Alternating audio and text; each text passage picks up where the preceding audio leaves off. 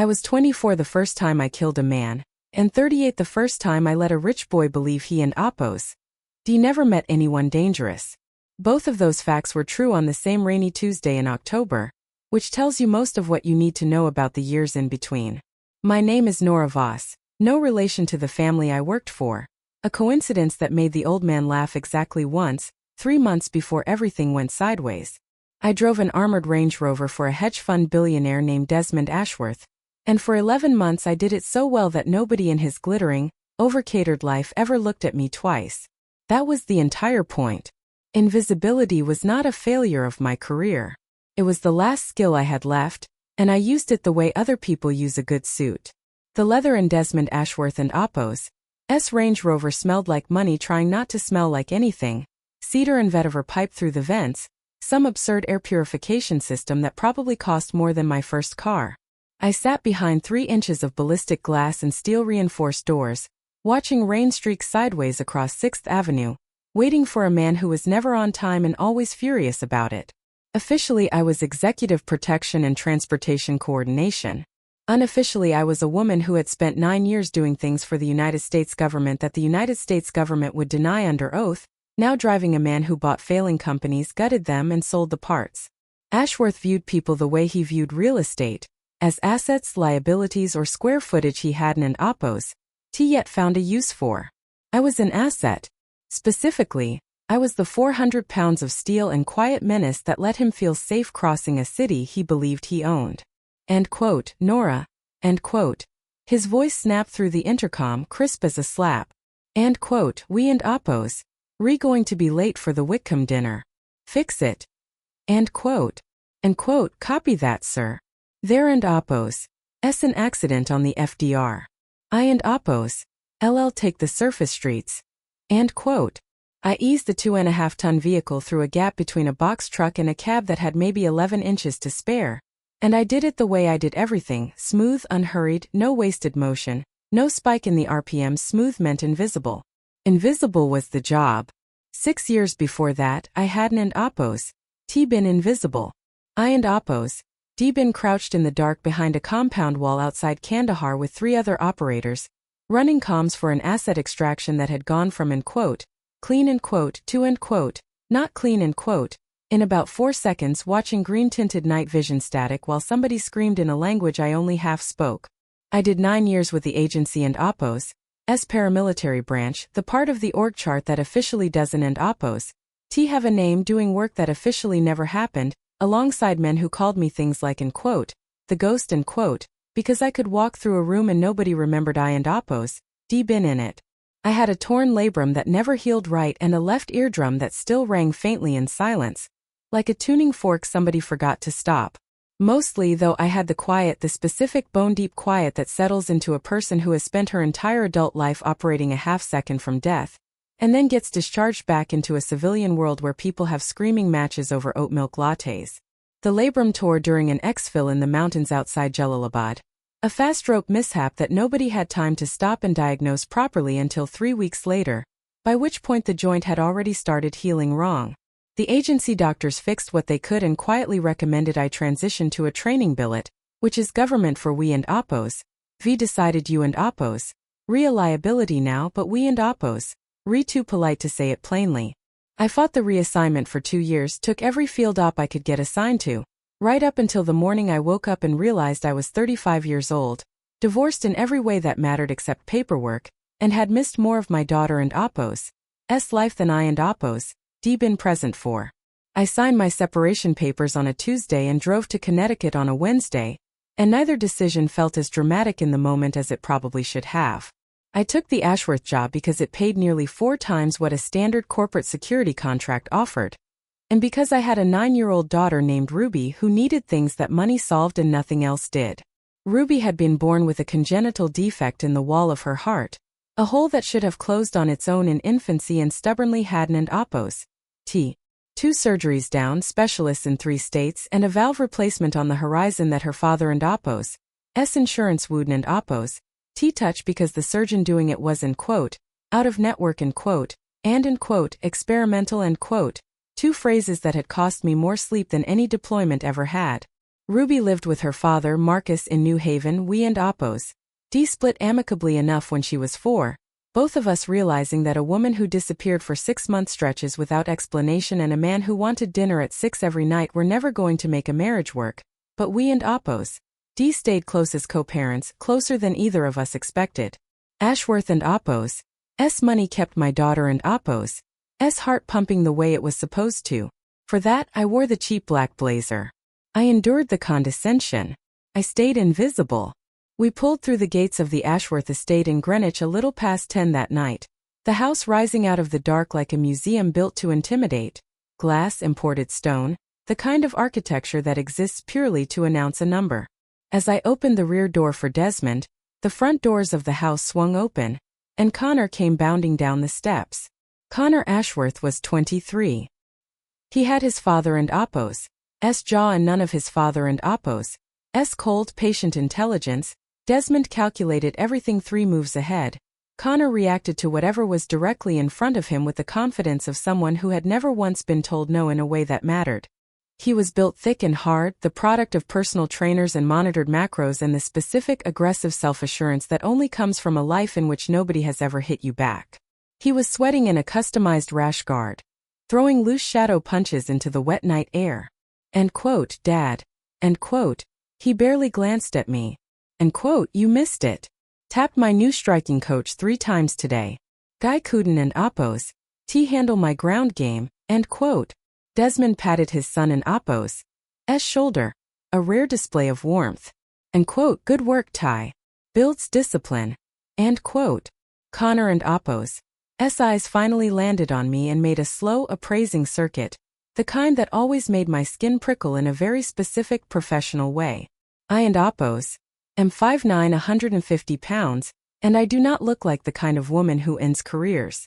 Real functional strength, the kind you build carrying 80 pounds of gear up a mountain in the dark, doesn't an Oppos' show up as anything dramatic in a blazer. It just sits there dense and quiet, exactly the way I wanted it to. End quote, hey driver. End quote, he always called me that. Never Nora. End quote, you look stiff. You should get on the mats with me sometime, loosen up. End quote. It was a joke with an edge sanded thin enough to still cut. End quote. I and Oppos am fine, thank you. End quote, I said, shutting the car door. End quote, suit yourself. Wooden and Oppos, T want you throwing your back out carrying the groceries. End quote. He laughed, following his father inside. I stood in the wet driveway a moment longer than I needed to, feeling the old callus on my right knuckle under my thumb. Ruby and Oppos' bills. The mortgage. The quiet life. Breathe. I got back behind the wheel to park, and somewhere behind my sternum, a switch that turns a peaceful street into a grid of angles and exits gave one small testing twitch. Put it away. I and Oppos' gotten very good at putting it away. Over the following months, Connor Ashworth and Oppos' hobby became his entire personality. He and Oppos' earned a black belt at a glossy, overpriced gym in the city, the kind of place where hedge fund analysts choked each other unconscious on their lunch hour before returning to their desks to short currencies, and he wore that belt like it was a title deed to the rest of the world. His behavior around the estate shifted with it. He started treating the household staff less like people and more like obstacles to be tested. He and Oppos' plant himself in doorways and make the housekeepers walk around him. He crushed the landscaper and Oppos' hand during a handshake hard enough to leave marks, turned a greeting into a dominance ritual. And then he started on me. It began small shoulder checks in hallways that he dressed up as accidents. The first time it happened, my body reacted a full half-second before my brain caught up. Center of gravity dropping, right foot sliding back an inch to set a base, forearms going rigid without my hands ever rising. Connor staggered slightly off the impact, surprised I hadn't an Oppos' moved. End quote, watch it, end quote. He snapped, irritated that the collision hadn't and Oppos' gone his way. End quote. Excuse me, end quote, I said, releasing the tension out of my legs before it went anywhere useful. He scoffed and kept walking, entirely unaware of how close he and Oppos' come to a dislocated shoulder and a very confusing afternoon. In the units I and Oppos' worked with, close quarters combat was never about points or submissions. It was about ending a threat in under 3 seconds so you could move to the next one. You break the joint. You collapse the airway. You don and oppose. T apologize for it after. It and oppose. S ugly and final and has nothing to do with sport, and I hated, genuinely deeply hated, that some part of me still remembered exactly how to do it. A week later I was by the car checking my phone, a text from Marcus about Ruby and Oppo's latest cardiology appointment glowing on the screen. She walked the treadmill test a full 2 minutes longer than last time, and I was smiling at it when Connor swaggered out with 2 friends in matching designer streetwear. End quote. Who you texting, driver? Your book club. End quote. End quote. Family business, Connor. Your father needs to leave in 10. End quote. End quote. This is her, end quote. Connor said to his friends, thumbing at me. End quote. Stands all rigid, thinks she and Oppo's tough. End quote. One of them snickered. End quote. Looks like she needs a chiropractor. End quote. Connor stepped into my space. A foot of air between us, maybe less. Classic intimidation geometry. Invade the bubble, force the retreat, claim the ground. I didn't and Oppo's give it to him. I just looked at him, and let the silence do what silence does to men who need noise to feel powerful. End quote. You ever actually been in a fight? End quote. He asked, dropping the driver bit to make it personal. End quote. Or do you just stand around scowling to scare the tourists? End quote. End quote. I don and Oppo's like fighting, end quote. I told him. It was the truest thing I had ever said to that boy. I had seen what a human body looks like when it stops being a body and starts being evidence, and I did not want that in my head again, ever, if I could help it. He laughed at his friends. End quote. Pure rent-a-cop. They put the badge on and think it makes them dangerous. End quote. End quote. I and Oppo's. I'm sure it doesn't, and Oppo's end quote, I said and turned my back on him. A calculated risk, but the only real way to end it. As I walked to check the windshield, I heard him mutter, just loud enough to land. End quote. Coward. End quote. The word hit somewhere old and I closed my eyes for exactly 1 second. Dust and diesel smoke, a comms channel gone quiet in a way that meant something terrible, the particular metallic smell of a bad night. And then I opened them and wiped the glass because Ruby and Oppo's cardiologist appointment was Thursday and none of this mattered more than that. There is a version of this story where Connor and Oppo's cruelty stayed small and forgettable, a rich boy and Oppo's minor ugliness that nobody ever paid for. That is not the version that happened because rich boys who need an audience for their cruelty eventually find one, and audiences make demands of their own. August brought a heat wave in the Ashworth family and Oppo's annual end quote, retreat end quote, at their second house in the Hamptons, a lawn party dressed up as a corporate strategy summit, heavy on executives, politicians, cocktails, and the specific species of beautiful young people who exist to populate a photograph. My job was perimeter, valet coordination, and keeping the VIPs from drinking themselves into liabilities. Connor had claimed a section of the back lawn near the pool and covered it in foam mats. He and 2 friends grappled shirtless in the sun while a loose crowd of drunk executives and their spouses watched with the specific, cocktail-warmed interest of people who love a blood sport as long as it stays on a neat square of foam. End quote. Nora. End quote. Desmond and Oppo's voice cut through the ambient noise. He was standing at the edge of the mats, martini in hand, watching his son pin a friend to the foam. Connor was breathing hard, chest heaving, eyes bright with adrenaline and attention. I crossed the lawn, my face doing the thing it does, going flat and unreadable, a professional habit that used to keep me alive and now mostly just kept me employed. End quote. Yes, Mr. Ashworth.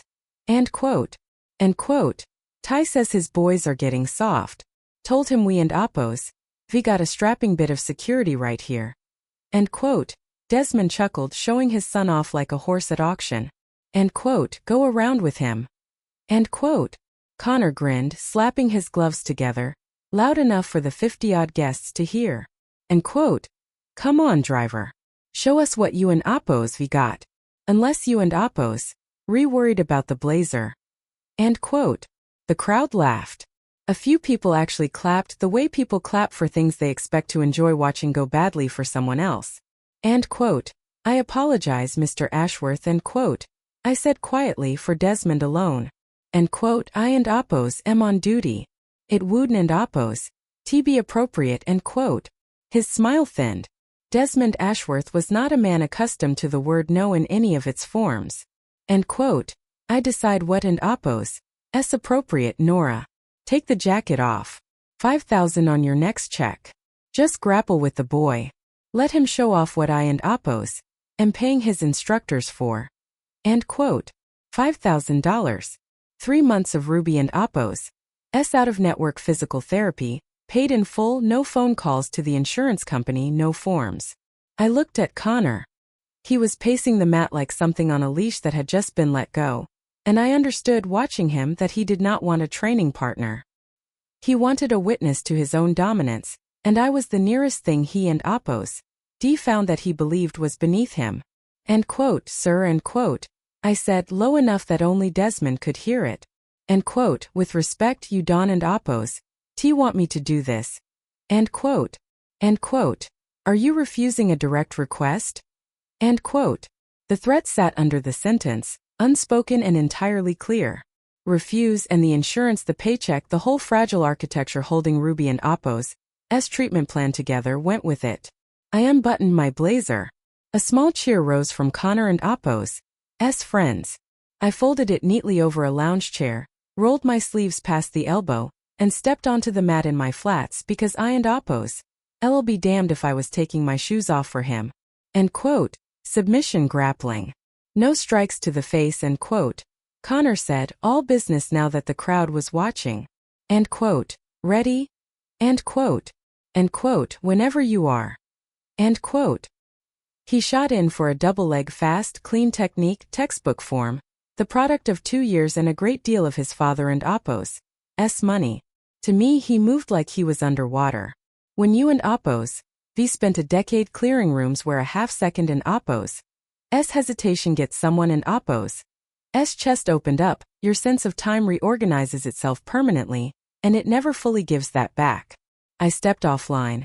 A small pivot of the left foot, my weight sliding a few inches laterally, and his shoulder, which was supposed to catch my center mass, met open air.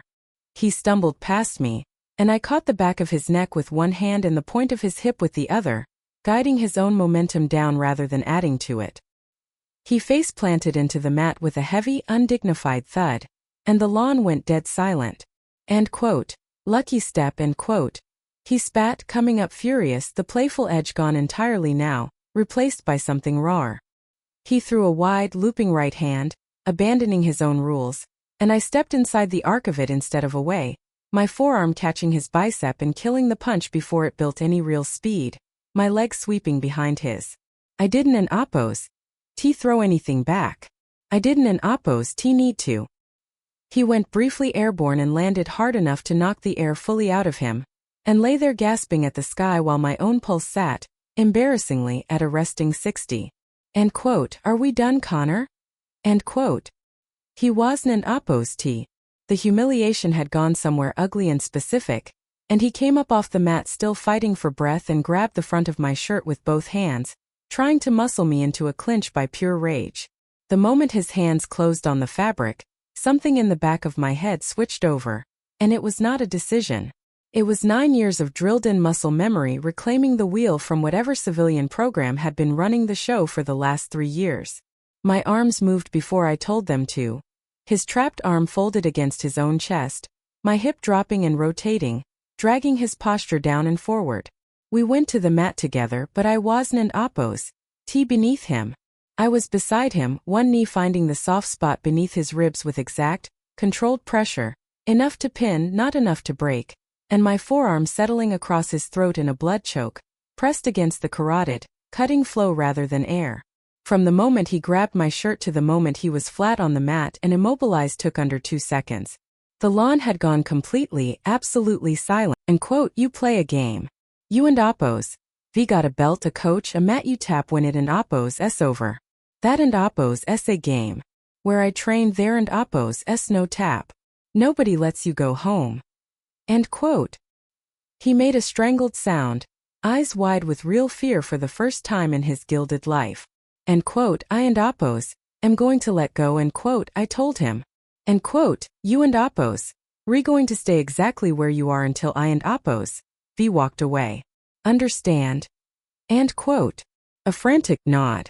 I released the pressure and stood in one motion, not watching him roll onto his side and cough and gasp. I turned to face the crowd, the executives, the spouses, the beautiful people, all of them staring at me like I and Oppos. D just stepped out of a different, colder movie. Desmond and Oppos. S martini glass was trembling very slightly in his hand. He was looking at me the way a man looks at a piece of machinery he only just realized wasn't an Oppos. T rated for the load he and Oppos, D been putting on it. I picked my blazer up off the lounge chair, slung it over my shoulder and said, loud enough for the front row, end quote. I and Oppos. I'll expect that bonus on my next check, Mr. Ashworth. End quote. Then I walked to the driveway and left the silence behind me. Monday morning came in with wet asphalt and the promise of more heat. I was standing by the Range Rover at 7:30 when, for the first time in 11 months, Desmond Ashworth was not late. He crossed the driveway alone, no phone at his ear, no assistant trailing him with a folder of urgent nothings, and stood 3 feet from me, looking at me the way you and Oppos. D inspect a piece of equipment you and Oppos. D bought secondhand and only now bothered to research. I opened his door. End quote. Good morning, sir. End quote. He didn't and Oppos. T answer right away. He got in and I got behind the wheel and we drove through the gates in a silence that lasted the length of the Merritt Parkway. A silence that felt strange in a car where the backseat was normally a war room. Desmond screaming into his phone at junior partners about term sheets. End quote. The 5,000 cleared, end quote. I said eventually, eyes on the road. End quote. I saw to it personally, end quote. His voice had changed, the casual condescension gone, replaced by something more careful. End quote. Ty hasn't and Oppos. T left his room since Saturday. Cancelled his sessions for the month. End quote. I offered nothing, no sympathy, no apology. You Don and Oppos. T apologize for doing exactly what you were told to do, particularly when what you were told to do was put down a dog before it bit someone who couldn't and Oppos. T afford to be bitten. End quote. He and Oppos. I'll come back around, end quote, I said. End quote. Pride heals faster than bone does. End quote. End quote. Who are you, Nora? End quote. The question hung there in the recycled air. End quote. I and Oppos. Am the person you pay to drive the car and keep the trouble at a distance, sir. End quote. End quote. The background check said Army Logistics. Honorable discharge. End quote. A pause. End quote. The government and Oppos. S very good at paperwork that says nothing. End quote. End quote. It is, end quote. I agreed and offered nothing further. He looked at the back of my head for a long stretch of highway, and then picked up his phone and dialed someone, and just before the line connected said quietly, almost to himself, end quote. No, I think you and Oppos. Exactly where you need to be. End quote. That afternoon, while Desmond was locked in a board meeting, I drove myself to a Children and Oppos S hospital in New Haven. The transition from a Billionaire and Oppos S marble foyer to a pediatric cardiology ward is a genuinely disorienting kind of whiplash. From imported stone to scuffed linoleum, from vetiver to antiseptic, from silence bought with money to the specific, exhausted hush of a waiting room full of parents doing math they never wanted to learn. Ruby was propped up in bed, a nasal cannula resting against pale cheeks, absorbed in a battered paperback about dragons when I walked in. Her face split into the kind of unguarded smile that 9-year-olds still have and adults mostly lose. End quote, Mom. End quote. Something in my chest that had been clenched since 7:30 that morning finally loosened. I sat carefully on the edge of the mattress, mindful of the 4-line, and pulled her into a hug. End quote. How and Oppos. S the oxygen today, kiddo? End quote. End quote. 98%. End quote. She said it like a trophy. End quote. Dr. Nakamura said if I hold that through tomorrow and Oppos S treadmill test I get to go home Thursday. End quote. End quote. That and Oppos S incredible. End quote. I pulled a small stuffed fox out of my coat pocket. I and Oppos. D grabbed it from the gift shop downstairs, and she took it, tracing the fur with her thumb the way she did with everything new, like she was cataloging it. End quote. A little backup for the treadmill. End quote. End quote. Thanks, Mom. Did you have to work all weekend? End quote. End quote. Just a party for the boss. Nothing exciting. End quote. I did not tell my daughter that I had choked a grown man unconscious on a lawn full of billionaires 4 days earlier. There are things a 9-year-old with a repaired heart does not need carrying room for. We talked for 2 hours about her books, about her dad and Oppo's ridiculous new grill, about everything except the scar running down the center of her chest from the first 2 surgeries. Sitting there, listening to the rhythmic beep of a heart monitor, the violence on that lawn already felt like something that had happened to a different woman in a different life. This, the fox, the treadmill test, the small warm weight of my daughter and Oppo's hand was the only thing that had ever fully tethered me back to being a person instead of a set of trained reflexes wearing a person and Oppo's face. The $5,000 had already been wired to the hospital and Oppo's billing office. It covered 3 months of the out-of-network physical therapist. I kissed Ruby and Oppo's forehead, promised to call that night, and walked back out into the parking garage and Oppo's suffocating heat, my hands finding the steering wheel and holding on a little too tightly for a little too long before I put the car in reverse. 3 weeks passed. Connor became a ghost inside his own house. He and Oppo's turn and walk the other direction whenever he saw me in the kitchen or the garage, the swagger replaced with a sullen, curdled resentment. He stopped training. He started drinking, and not quietly. I could smell stale vodka on him from 10 feet away when he stumbled in at 3 in the morning, hunting, I suspected, for some new way to prove to himself he wasn't Oppo's the thing I and Oppo's shown him on that lawn. He found it in exactly the wrong place.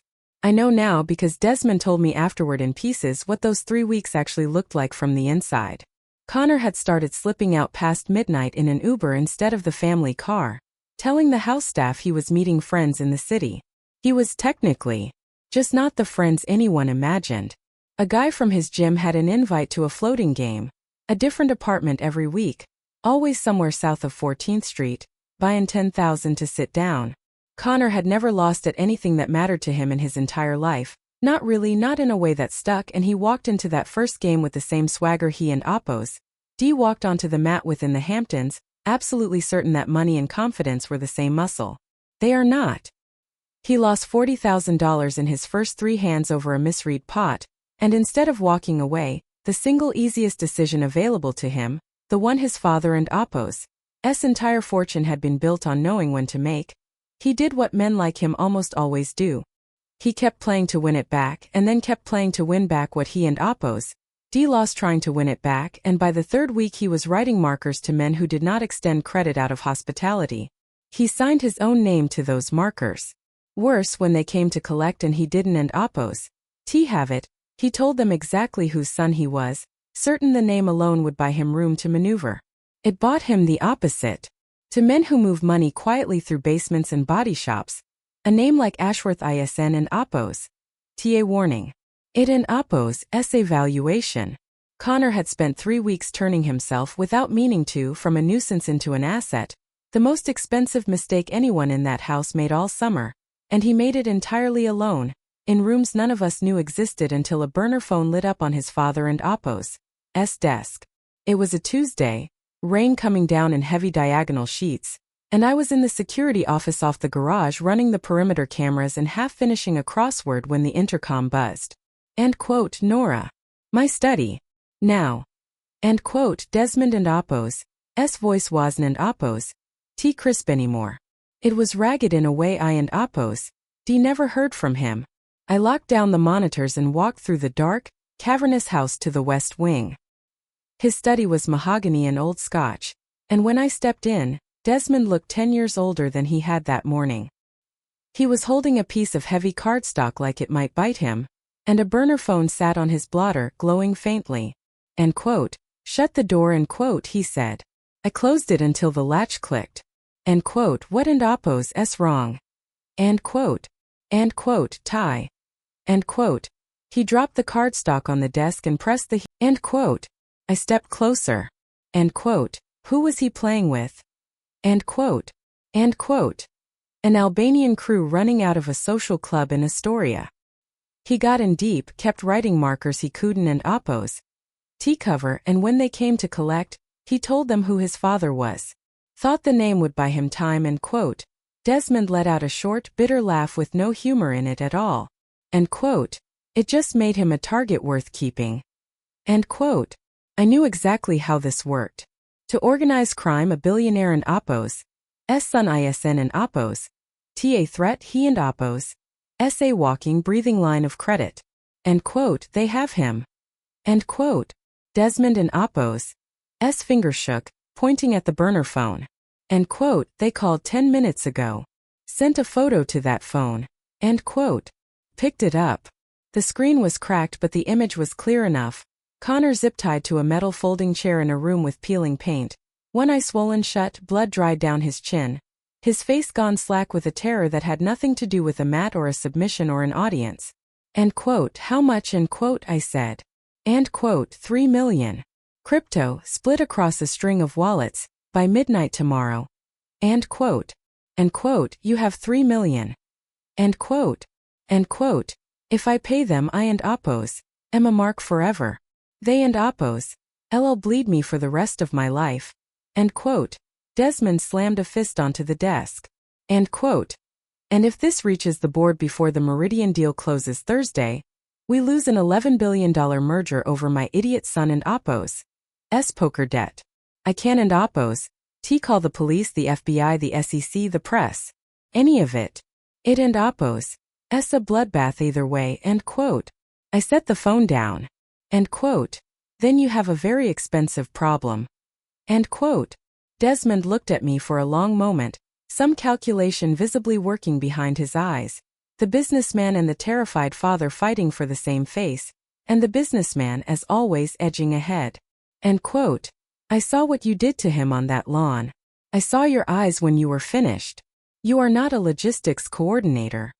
End quote. End quote. I drive the car, Desmond. End quote. End quote. I need a problem solved. Quietly. End quote. His voice cracked on the last word, and for a second the businessman lost some ground after all. End quote. I and Oppos, LL wire 750,000. Cash, crypto, whatever structure you want, untraceable to me. Bring my son home before Thursday morning, and make certain these people never look at this family again. End quote. $750,000. My mind went immediately, helplessly, to a surgeon in Boston and a valve replacement that insurance had refused 3 separate times. The procedure that would let Ruby stop living her life around a diagnosis and just live it. I thought about the boy in that photograph. He was not innocent. He had spent a summer trying to hurt me for sport, in front of an audience for fun. But he did not deserve to lose fingers in a basement in Queens because his father had raised him to believe consequences were a thing that happened to other people. End quote. I need a vehicle that ISN and Oppos registered to anyone in this house. End quote. I said and felt my own voice drop half an octave without meaning to. Somewhere behind my sternum the civilian program shut down entirely, and something older, colder, and considerably more competent stood up to take the wheel. End quote. 50,000 cash for operational costs tonight. And the unedited audio of that call. End quote. Desmond sagged against the edge of his desk, some of the color coming back into his face. End quote. You and Oppos, I'll do it. End quote. End quote. 750 if I bring him back breathing. If it goes sideways you cover my daughter and Oppos' medical care in full until she and Oppos' 18. Put it in an irrevocable trust by tomorrow morning. Do we have a deal? End quote. End quote. Done. Whatever you need. End quote. End quote. Then get me the cash and the car. End quote. I walked out of the study and up to the small apartment over the garage that came with the job. And somewhere on the stairs the cold, familiar tunnel vision feeling started creeping back into my hands. I hadn't and Oppos touched my gear in 3 years.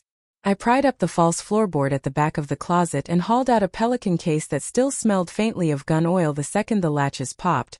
A smell that hit the back of my throat like a memory with teeth. I didn't and Oppos need the plate carrier. This wasn't an Oppos raid, it was a surgical extraction in a civilian sector, and civilians noticed the wrong silhouette a lot faster than they noticed the right one. I pulled a Glock 19 from its foam cutout, stippled grip, threaded barrel, suppressor height sights, checked the action, smooth as it had ever been, and loaded 3 17-round magazines with hollow points. A fixed-blade knife went into a horizontal sheath at the small of my back. I changed out of the driver and Oppo's uniform into black denim, a dark gray Henley soft-soled boots, and looked at the woman in the mirror for a second too long. That wasn't an Oppo's. Nor the driver looking back at me. That was the woman a station chief in Islamabad once described without irony as, end quote, the most patient thing I and Oppo's ever put a weapon in, end quote. I hadn't and Oppo's missed her. I had, God help me, missed her exactly as much as I was afraid I would. The burner phone and Oppo's audio gave me background, a recurring rhythmic rumble that had to be an elevated train, the low mechanical grind of something heavy, maybe a lathe or a compressor. I cross-referenced known Albanian territories in Astoria with industrial zoning near the end line and spent 3 hours parked in the dark before I found it. A brick auto body shop tucked under the elevated tracks. No lights showing at the front, 2 black BMWs sitting low on their suspension in the alley behind it. Armor plating. Amateurs don and Oppo's armor their cars. These wearin' and Oppo's amateurs, which meant this needed to be even cleaner than I and Oppo's planned. It was just past 2 in the morning. A light freezing drizzle put halos around the sodium street lamps. I checked the chamber, one in the pipe, and threaded the suppressor onto the barrel. It wooed and Oppo's make the gun silent. Nothing does that outside of movies. But under the roar of a passing train it would sound like nothing more than a pneumatic tool. And that was enough. The front door was too exposed. I moved down the alley instead, boots silent on wet concrete, and found a reinforced steel side door with a deadbolt thrown from the inside. No point picking that lock. 10 feet up, a ventilation fan hummed against a rusted grate. I scaled the brick using the crumbling mortar lines as a ladder, gripped the grate, and wrenched it backward hard enough to shear the screws clean off. I slid through the gap and dropped onto a catwalk above the shop floor. The air below thick with old grease, stale cigarettes, and the specific coppery smell that means blood has been spilled recently in ISN and Oppo's being cleaned up. Under a single harsh work light, Connor sat zip-tied to a chair, head hanging, chest rising in shallow, uneven jerks. 3 men occupied the room. One leaned against a toolbox smoking, a short-barreled shotgun resting against his hip like an afterthought. A second sat at a folding table, counting a stack of hundreds. A third bearded, heavy-set, leather jacket, paced in front of Connor like he was working up to something. End quote. Your father has 2 hours, end quote, the bearded man said in an accent thick enough to chew, and slapped the side of Connor and Oppo's head with an open palm. Not a punch, just a humiliating casual smack. End quote. The wallet doesn't and Oppo's confirm. I start with fingers. Then eyes, end quote. Connor was sobbing, unashamed, raw. End quote. He and Oppo's I'll pay. I swear to God he and Oppo's I'll pay, just let me go, end quote. I felt nothing for him in that moment, and that absence of feeling was its own kind of professional relief. Sympathy is a liability in a room like this. I ran the flowchart the way I and Oppo's been trained to a decade ago. Shotgun first, leader second, the counter third. A train began building somewhere in the distance. A low metallic roar climbing toward the station overhead, the whole catwalk trembling faintly under my boots. I waited for it. As the sound peaked, swallowing every other noise in the building whole, I stepped off the catwalk. 8 feet down, I landed in a crouch behind a rusted car chassis, knees absorbing the drop without a sound, and came up around the metal with the Glock raised, both eyes open, front sight settled. 2 rounds into the man with the shotgun. He folded backward over the toolbox before his brain had time to register anything at all. The man at the table looked up, eyes widening, hand diving toward his jacket. 1 round to the bridge of the nose put him face down across his own stack of hundreds, blood spreading slow and dark through the bills. The bearded man spun with a revolver already coming up, fired wild in a panic that made his aim useless. The round chipped brick 2 feet to my left, the report deafening in the enclosed space. I didn't and Oppo's flinch and didn't and Oppo's slow closed the distance in 3 steps. I drew the knife and laid the flat of the blade against his throat. From the moment I hit the ground to that moment, just over 4 seconds. End quote. Who else knows about the kid? End quote. I asked, voice flat and low. End quote. Just my crew. I swear it, just us, end quote. His breathing was shallow under the pressure of my knee. End quote. You and Oppo's, certain. End quote. End quote. Yes.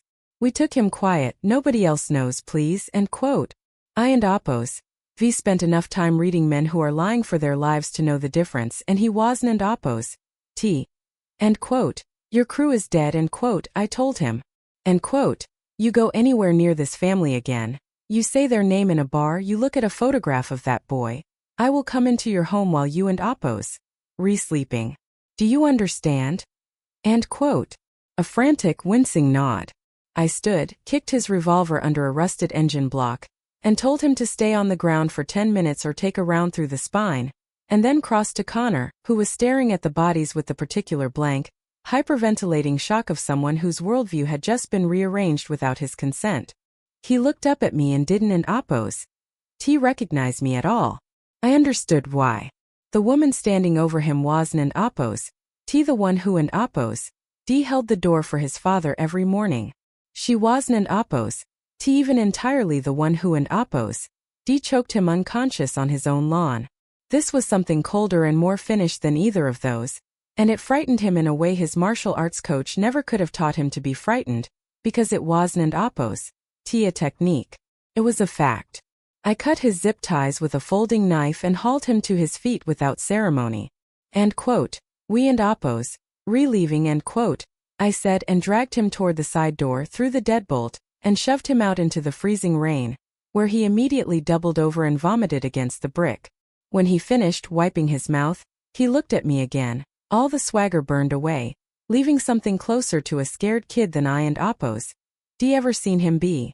End quote. You killed them. You walked in and. End quote. End quote. I saved your life. End quote. I said coldly, because there was nothing else useful to give him.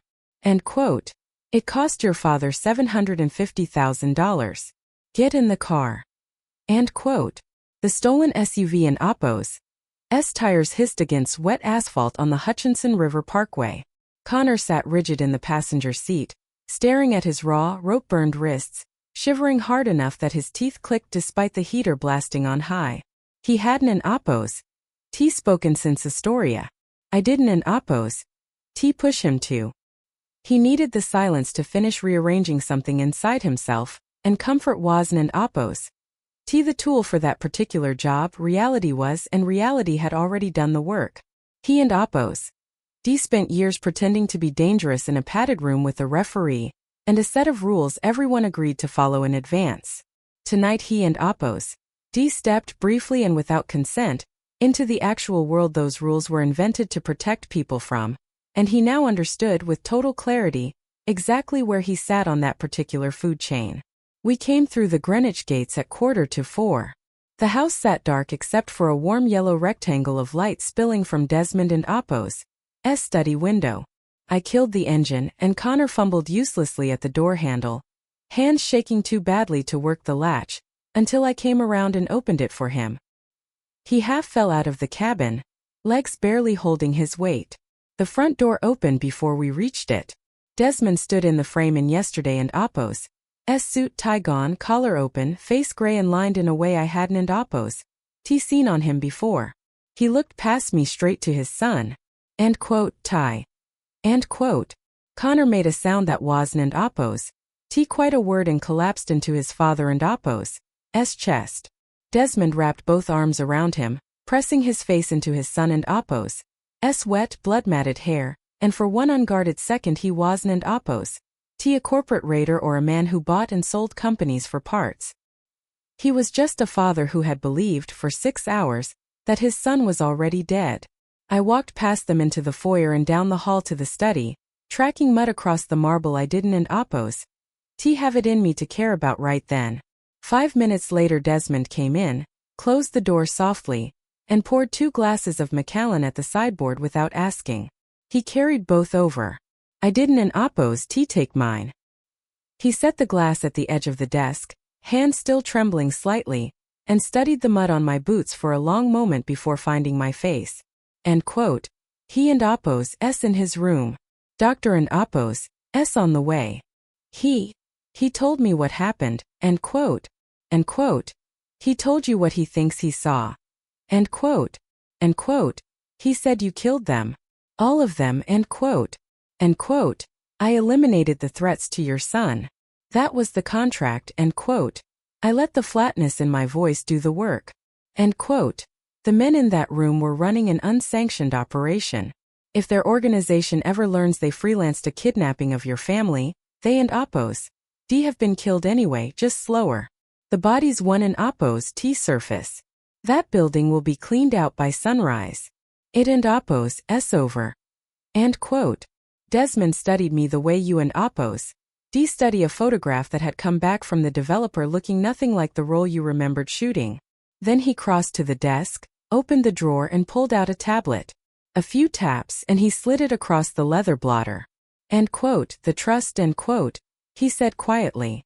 End quote. 750,000, routed through a Cayman structure directly to Boston Pediatric Surgical Group. Funds are cleared. Your daughter and Oppos S surgery is fully paid, plus a recovery reserve. End quote. Picked it up. Read the routing confirmation twice out of habit more than doubt. The weight that had been sitting on my chest since the week Ruby was born. Actual physical weight I and Oppos D have sworn to it in a courtroom, cracked and slid just slightly off-center. End quote. Thank you, end quote, I said. End quote, no, end quote. He sank into his desk chair like his legs had finally stopped agreeing to hold him. End quote. Thank you. Take the rest of the week. Go be with her. End quote. I set the tablet down and left without finishing the scotch. I didn't and Oppos T go home first. I drove to a diner off the Merit that stayed open all night and sat across a Formica table from Ellen Reyes, who had been my team lead for 2 deployments and understood, better than any therapist ever billed to me by the agency, what it costs to hold 2 versions of yourself in the same body at the same time. End quote. You look like hell, end quote, she said, sliding a coffee across the table without asking. End quote. Long night. End quote. End quote. You used the knife? End quote. End quote. On one of them. Threat, not lethal, end quote. Ellen studied me the way she used to study a room before we cleared it, for what was actually there, not what was convenient. End quote. You okay? End quote. I thought about it honestly, which is not a thing I do reflexively anymore, not since I left. End quote. I don't and Oppos T know yet. I did what I trained to do and it worked, and a kid is alive who might not have been. But I felt nothing, L. The whole time. I felt exactly the way I used to feel in Kandahar, and I and Oppos V spent 3 years trying very hard not to be able to find that feeling anymore. And it turns out it was right there the whole time waiting. End quote. End quote. That and Oppos S not a flaw, end quote, Ellen said. End quote. That and Oppos S a skill you paid for in ways you don't and Oppos T get refunds on. The question ISN and Oppos T whether it and Oppos S still there. It and Oppos S whether you can put it back down again after. Can you? End quote. End quote. I don't and Oppos T know how to answer that honestly right now. End quote. End quote. Then Don and Oppos T answer it right now. End quote. She wrapped both hands around her own mug, turning it slowly on the table, the way she used to turn a map when she was deciding whether the intel matched the ground truth. End quote. You remember Whitlock? 3rd deployment, the compound outside Jalalabad? End quote. End quote. I remember. End quote. End quote. He came home and pretended none of it happened. Told everybody he and Oppos D basically done paperwork for 6 years. Married a woman who never once heard the real version of any story he told her. 9 years later he put a gun in his mouth in a Costco parking lot because there was nowhere left inside him for any of it to go. End quote. Ellen wasn't and Oppos T looking at me when she said it. She was looking at the window at the rain sliding sideways past the diner and Oppos S neon sign. End quote. I and Oppos am not telling you that to scare you. I and Oppos am telling you because you called me at 4 in the morning instead of driving home and lying in the dark about it, and that and Oppos S the only difference between you and him that and Oppos S ever mattered. You and Oppos Re still telling somebody tonight you chose your kid and Oppos S life over your own comfort, and you chose to sit across from me instead of white-knuckling it alone in your apartment. Those aren't and Oppos T small choices. Most people who carry what you carry never make either one. End quote. I thought of Ruby and Oppos S face over a paperback about dragons, the specific unguarded way she still smiled at me like nothing bad had ever happened to either of us. End quote. Yeah, end quote, I said. End quote, I can put it down. It and oppos. S just heavier every time I pick it back up. End quote. End quote. Then you and oppos re not broken. You and oppos, re just carrying something most people never have to lift at all. End quote. She pushed a napkin across the table, and under the coffee ring I saw she and oppos, D written a phone number, a colleague of hers, she said, a therapist who specialized in operators, someone who wooed and oppos, T flinch at anything I said in a room with a locked door. End quote, call her. Not because something in oppos S wrong. Because something in oppos S heavy, and heavy things get lighter when somebody else knows how much they weigh. End quote. I put the napkin in my pocket and drove home in the gray version of dawn that comes before the sun actually commits to anything. And for the first time in 3 years I thought I might actually make that call. For days later I sat in a bright, sterile waiting room in Boston that smelled like bleach and weak coffee, wearing jeans and a soft gray sweater instead of the blazer, my thumbs tracing the old calluses on my knuckles out of habit rather than tension. A surgeon in blue scrubs came through the double doors, pulled his mask down, and gave me the specific, tired, genuine smile that means good news. End quote, Ms. Voss? End quote. I stood so fast the chair nearly went over. End quote, that and oppos S me. End quote. End quote. Valve replacement was a complete success. Her heart and oppos S responding beautifully to the new tissue, blood flow and oppos S exactly where we want it. End quote. He put his hand out and I shook it, my grip steadier than my legs felt. End quote, she and oppos S in recovery. You can see her in about an hour. End quote. End quote. When can she go home? End quote. End quote. A week, maybe less. After that, no oxygen tank, no restricted activity. She gets to be a normal, healthy 9-year-old, end quote.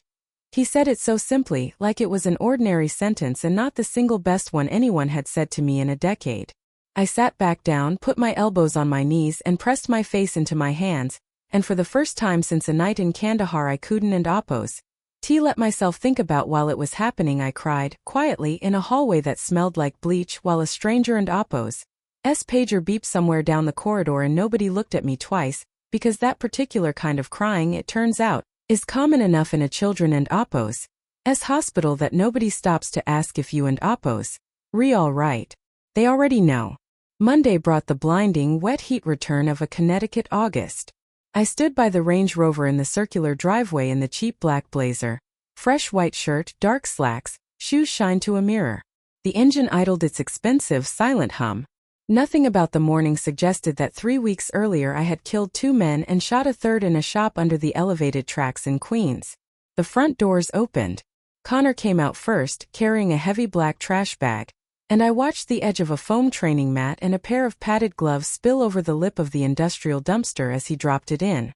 The muscle on his frame looked heavier now, less like armor and more like something he didn't and oppos T quite know what to do with anymore. He turned, saw me by the car and froze.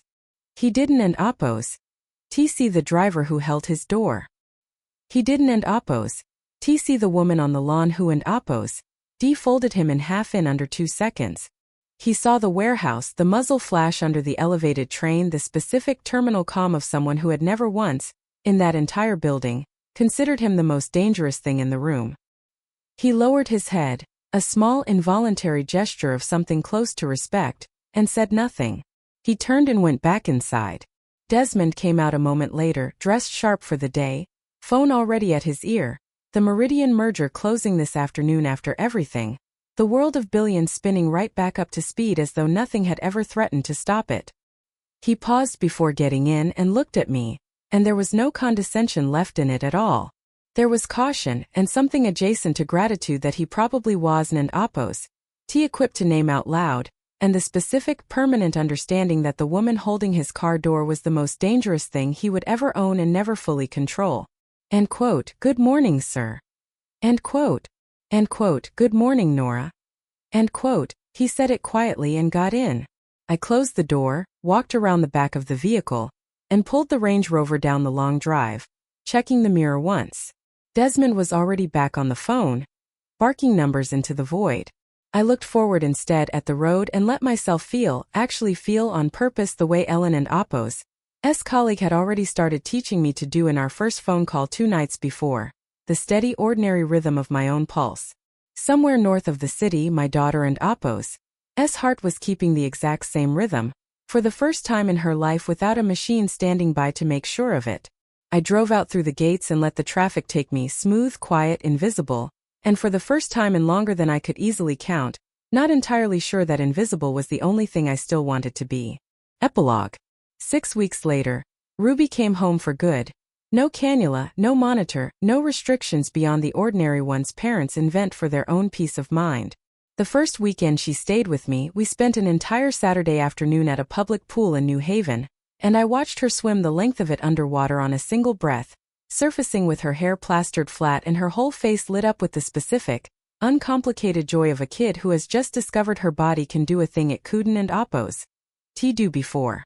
I sat on the concrete lip of the pool in a t-shirt that didn't and Apos hide the scar tissue on my own shoulder, and for the first time in years I didn't and Apos think once about angles or exits or who else was watching the water.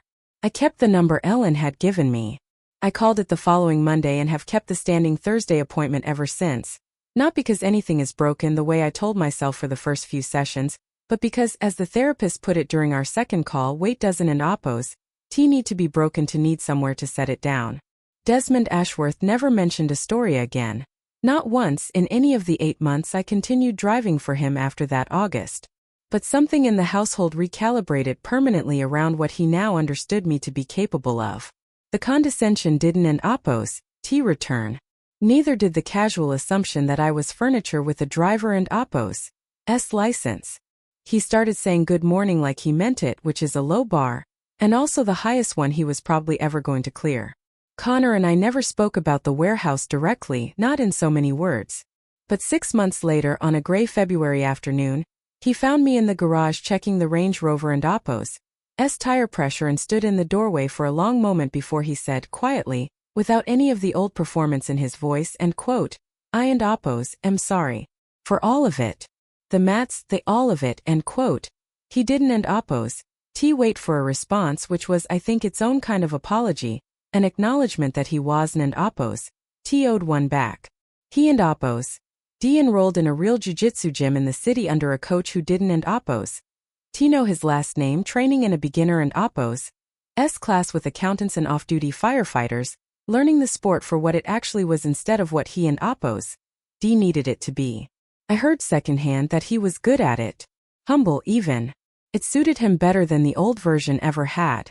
As for me, I still drive the car. I still wear the cheap black blazer and open the door at 7:30 sharp and disappear into whatever room I and Apos am standing in the moment nobody needs me to be visible. But some nights, driving home along the water with the radio low and Ruby and Apos' laugh still echoing somewhere behind my sternum from a phone call an hour before, I let myself feel the specific, ordinary luxury of being nothing more dangerous than a woman going home.